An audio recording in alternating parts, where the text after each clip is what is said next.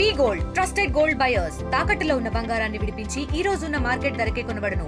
మరిన్ని వివరాలకు సంప్రదించండి 77107720. గిరిజన చట్టాన్ని రద్దు చేయడానికి రాష్ట్ర ప్రభుత్వం కుట్ర చేస్తుంది. ప్రధానంగా ఫారెస్ట్ ఉన్నటువంటి ఏజెన్సీ ఏరియా ఉన్నటువంటి మొత్తం గనులన్నింటినీ కూడా సామ్రాజ్యవాద కంపెనీలకు అప్పచెప్పాలని దృష్టితో ఇది చేస్తూ ఉంది. అందులో భాగంగానే అయ్యన్న పాత్రుడు మాట్లాడాడని చెప్పి మేము భావిస్తున్నాం. దీన్ని తక్షణమే వెనక్కి తీసుకోవాలా, 170 చట్టాన్ని అమలు చేయాలా, అమలు చేసి దీని రక్షణ కోసం ప్రభుత్వం తక్షణమే చర్యలు తీసుకోవాలని చెప్పి ఈ 48 గంటల బంద్ని ఈ ప్రజా సంఘాలు అలాగే గిరిజన సంఘాలు మొత్తం అందరూ కలిపి ఈ బంద్ని విజయవంతం చేయాలని కోరుతా ఉన్నాం. రాష్ట్ర వ్యాప్తంగా 48 గంటల పాటు మన్యం బంద్ నిర్వహిస్తా ఉన్నాం. ఈ మన్యం బంద్కు ప్రధాన కారణం ఏంటంటే వైజాగ్ మీటింగ్లో అయ్యన్న పాత్రుడు స్పీకర్ గారు 170 చట్టాన్ని సవరిస్తే తప్ప ఈ ప్రాంతంలో ఉన్నటువంటి టూరిజాన్ని అభివృద్ధి చేయలేమని చెప్పి అనూహ్యంగా మాట్లాడారు. ఇది సరైనటువంటి పద్ధతి కాదు అని చెప్పి ఈ బంద్ సందర్భంగా ప్రభుత్వానికి మేము హెచ్చరిక చేస్తా ఉన్నాం. ఈ రోజు గిరిజనులకి గిరిజన ప్రాంతాలకి గుండెకాయగా ఉన్నటువంటి 170 చట్టాన్ని సవరించి ఈ రోజు కార్పొరేట్ సంస్థలకి మా భూముల్ని మా సంపదని అప్పచెప్పాలని చెప్పి ఈ రోజు కూటమి ప్రభుత్వం కుట్ర చేస్తా ఉందని చెప్పి కూడా ఈ సందర్భంగా మేము తెలియజేస్తా ఉన్నాం. ఇప్పటికే అభివృద్ధికి ఆమడ దూరంలో గిరిజనులు అనేక అవస్థలు పడతా ఉంటే మీరు అభివృద్ధి చేయాల్సింది పోయి అభివృద్ధి పేరుతో ఈ రోజు చట్టాన్ని సవరిస్తామని చెప్పి మాట్లాడడం చాలా దారుణమైనటువంటి విషయం. ఇది హెచ్చరిక మాత్రమే. ఈ 48 గంటల పాటు జరుగుతున్నటువంటి బంద్ ప్రభుత్వం సానుకూలంగా స్పందించి మంత్రి మాట్లాడినటువంటి మాటల్ని వెనక్కి తీసుకోకపోతే భవిష్యత్తులో మరింత పెద్ద ఉద్యమాలు చేస్తామని చెప్పి కూడా ఈ కూటమి ప్రభుత్వానికి అట్లాగే స్పీకర్ గారికి మేము హెచ్చరిక చేస్తా ఉన్నాం. ఈ ప్రాంతంలో మొన్ననే గిరిజన సంక్షేమ శాఖ మంత్రి సంజయ్ రాణి గారు పర్యటించి ఉన్నారు. ఆ పర్యటనలో కూడా ఎక్కడ స్పష్టమైనటువంటి హామీ మేము ఈ చట్టాన్ని సవరించట్లేదని ఆమె మాట్లాడిన వాక్యాలు లేవు. అట్లాగే పాడేరులోనే ఆమె నివాసం ఉంటా ఉన్నారు. పాడేరులో కూడా ఆమె మాట్లాడినటువంటి మాటలు లేవు. ఈ రోజు 48 గంటల పాటు బంద్కు పిలిపించిన తర్వాత మంత్రి గారికి చట్టాలు గుర్తొచ్చాయా, గిరిజనులు గుర్తొచ్చారా అని చెప్పి మేము అడుగుతా ఉన్నాం.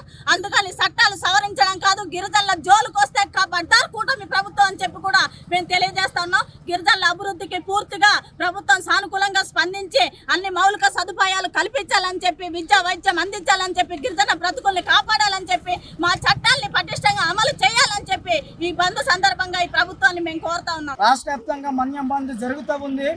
ఈ మన్యం బంద్ ఏదైతే assembly speaker Ayyanna Patrudu tourism సంబంధించి ఈ ఏజెన్సీలో టూరిజం డెవలప్ కావాలంటే 170 యాక్ట్ అడ్డంగా ఉంది.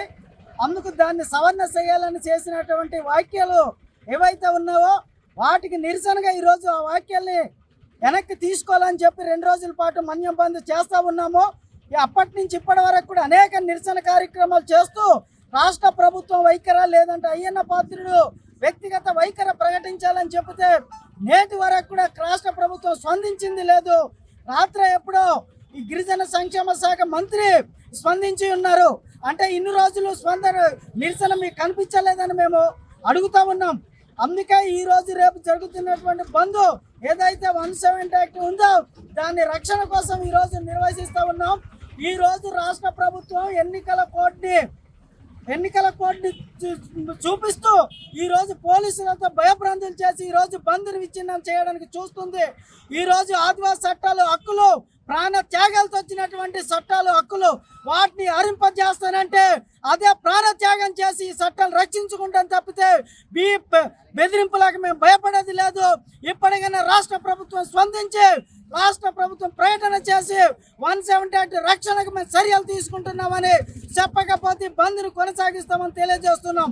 అయ్యన్న పాత్రుడు గారు స్పీకర్ గారు అడ్డంగా మా మీద ఆదివాసుల మీద చాలా మంది కుట్రమైన వంటి విషయాలు మాట్లాడుతున్నారు.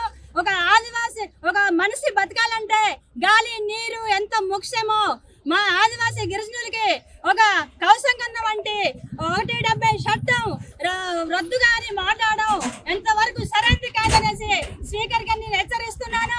అదేవిధంగా ఈ రాష్ట్ర ప్రభుత్వాన్ని కూడా నేను హెచ్చరిస్తున్నాను. ఎందుకంటే టూరిజం పేరుతోటి ఏజెన్సీ ప్రాంతాల్లో డెవలప్మెంట్ చేస్తూ ఇక్కడ వంటి ఆదివాసీ మహిళల్ని రక్షణ లేకుండా చేస్తున్నారు. ఆదివాసీ గ్రామాల్లో టూరిస్టులు వచ్చి ఆడపిల్లల్ని చంపేసి గ్రామాల్లో వేసేసి వెళ్ళిపోతున్నారు. బాధ్యులు ఎవరు అంటే ఒక ఆదివాసుల్ని చూడకుండా ఈ టూరిస్టులు పెట్టి ఆడపిల్లల్ని పాడు చేస్తారా? మంత్రి అయ్యన్న పాత్రుడు గారు చేసిన వ్యాఖ్యలపై మన ఆదివాసీ చట్టాన్ని ఆయన తుమ్మలో తొక్కే విధంగా చేసిన వ్యాఖ్యల్ని మనందరం కూడా ఖండిస్తూ ఈరోజు రేపు మనము సంపూర్ణ మద్దతు చేస్తున్నాము. దీనికి ఆదివాసీ బిడ్డలందరూ సమైక్యంగా పాల్గొని ఈరోజు రేపు కూడా సంపూర్ణ మద్దతు తెలిపి ఏదైతే ఆయన చేసిన వ్యాఖ్యల్ని వెనక్కి తీసుకొని మన ఆదివాసీ చట్టాలను బలోపేతం చేయాలనేసి మనందరం కూడా బలంగా ప్రయత్నం చేసి మన చట్టాన్ని నిలబెట్టుకోవాలని మీడియా పూర్వకంగా అందరినీ కోరుచున్నామండి. మరిన్ని వీడియోస్ కోసం ఛానల్ ని సబ్స్క్రైబ్ చేయండి. లేటెస్ట్ అప్డేట్స్ కోసం వాట్సాప్ ఛానల్ ని ఫాలో అవ్వండి. ఆ లింక్ డిస్క్రిప్షన్ లో ఉంది.